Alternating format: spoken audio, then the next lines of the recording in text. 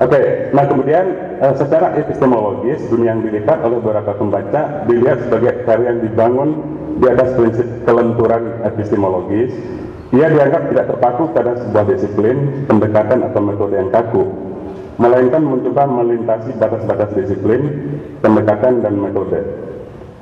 Misalnya seorang resensi buku mengatakan buku dunia yang dilipat itu dikategorikan sebagai buku filsafat, budaya, sejarah, agama, atau malah buku sastra sekaligus. Alasannya semua konsep disiplin tersebut terangkum di dalamnya. Saya mengapresiasi resensi buku itu, saya tidak menerima pemikirannya gitu. Bahwa saya dianggap filsuf, dianggap ahli ekonomi, tidak gitu ya. Yang mungkin adalah akan tapi mungkinkah sebuah buku dapat merangkum semua disiplin, semua pengetahuan, semua realitas? Mungkinkah sebuah buku dapat melipat seluruh disiplin, teori, dan metode ke dalam sebuah pemikiran?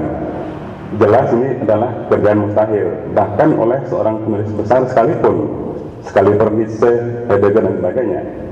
Barangkali lebih tepat dikatakan bahwa apa yang dilakukan di dalam dunia yang dilipat adalah meminjam berbagai konsep, teori, atau terminologi dari berbagai disiplin filsafat, sains, teologi, sejarah, sosiologi, ekonomi, kebudayaan, dan sastra, semacam peminjaman dalam rangka membangun model pengetahuan sendiri.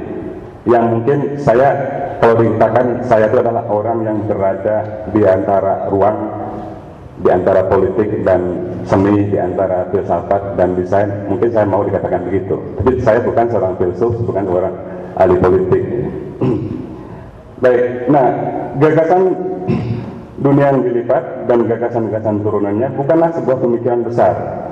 Ia bukan pula sebuah pemikiran yang telah selesai, sebuah grand teori. Sebaliknya, ia adalah sebuah permulaan, sebuah pemikiran yang tengah menjadi, sebuah ideas in progress yang perlu dikembangkan, dipikir ulang, dikritisi, dan kalau perlu jangan disobek, dikritisi saja. Setidak-tidaknya gagasan dunia yang dilipat membentangkan pertanyaan-pertanyaan besar yang harus dijawab melalui dialektika dan multiplikasi pengetahuan sebagai cara kritis memahami apa yang tengah berlangsung, gagasan apa yang hidup, atau bahkan gagasan-gagasan apa yang akan tumbuh di masa depan. Apakah gagasan dunia yang dilipat masih hidup, masih berlanjut, atau layak dilanjutkan, atau sudah mati, sudah tidak aktual, dan sebagainya? Ini yang perlu kita coba kritisi. Untuk itu perlu dibuka dua ruang kritis sekaligus.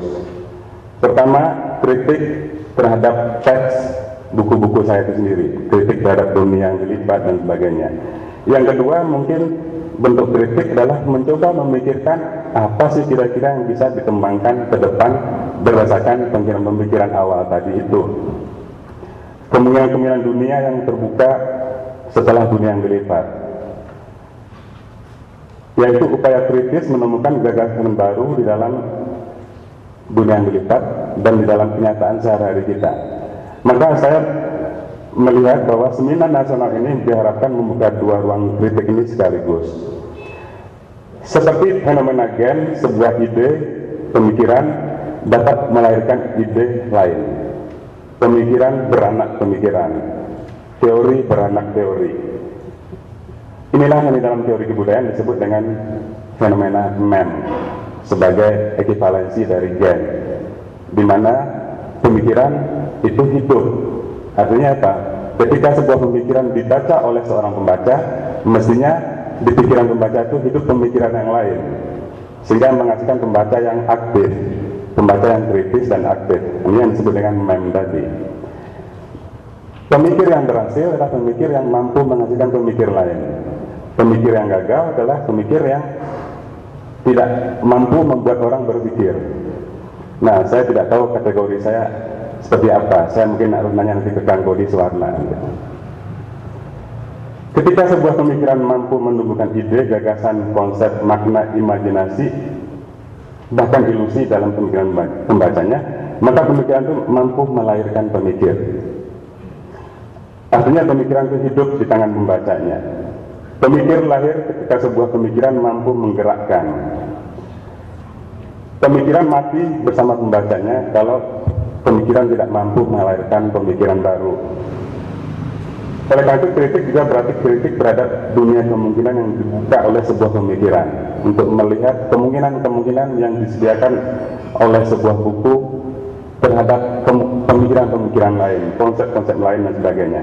Kritik kebudayaan berujung pada sebuah pertanyaan fundamental tentang kebudayaan, yaitu bagaimana kebudayaan mampu membentuk atau memandu manusia agar dapat mempertahankan keberlanjutannya.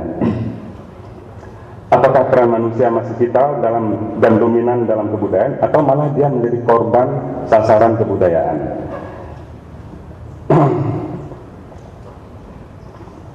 Kemudian, peradaban abad digital telah mengubah cara manusia menghuni, menyadari, menerima, cara bertransaksi, berekspresi, dan sebagainya.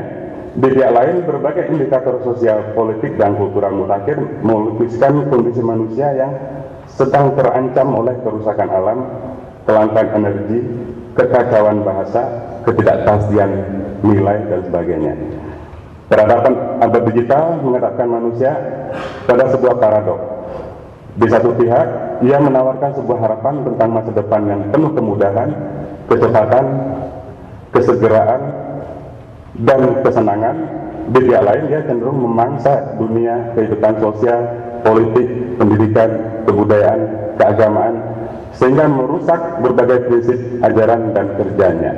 Budaya populer memangsa agama, budaya media memangsa politik, budaya hiburan memangsa pendidikan. Itu yang saya sampaikan bahwa kebudayaan justru menjadi mangsa. Inilah tantangan para pemikir bangsa di masa depan, yaitu kemampuan memahami peristiwa-peristiwa besar yang tengah berlangsung dan efek-efek masa depannya dengan menawarkan berbagai pemikiran kritis, analitis, dan kreatif sebagai jalan pencerahan bagi masyarakat.